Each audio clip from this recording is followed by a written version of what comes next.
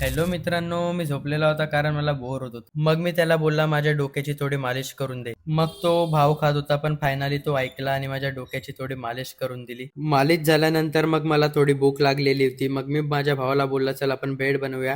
मग आम्ही बेड बनवायला स्टार्ट केली. हा बेड बनवायच्या अगोदरच खात होता बघा. फायनली आम्ही सगळी बेड बनवून घेतली. बेड कशी दिसते कमेंट मध्ये नक्की सांगा. आज मामा घरी नव्हते म्हणून आम्हा दोघांना डेअरीवर जावं लागलं. तर बाबा लवकरच आलेले होते आणि बाहेर उभे होते. तर आम्ही लवकरच लॉक खोललं व डेअरी उघडली. डेअरीमध्ये काटा ठेवला आणि लवकरच मशीन चालू करून बाबांचा फॅट घेतला. हळूहळू सगळे कस्टमर येत होते. पाऊस चालू होता तरी पण सगळ्या लोकांच्या दुधाचे फॅट आम्ही घेत होते. त्यानंतर सर्व लोकांचं दूध आम्ही हळूहळू मोजत होते आणि आपली दुधाची कॅन अर्धी भरली होती. पावसामुळे लोक बाहेरच उभे होते आणि या छोट्या मुली आमच्याकडे दूध घ्यायला आल्या. मग आम्ही त्यांना 50चं दूध दिलं आणि जोरात विजा चमकत होत्या. दुधाची कॅन तर पूर्ण भरली बाबा, बघू शकता. या लोकांना पोतं पाहिजे होतं तर आम्ही पोतं दिलं. कमेंट मध्ये नक्की सांगा पोतं कोणता. मग आम्ही खाल्ली बाबा सोयाबीन बिर्याणी आणि पिलं थोडंसं दूध. तर भेटूया पुढच्या ब्लॉग मध्ये, तोपर्यंत बाय.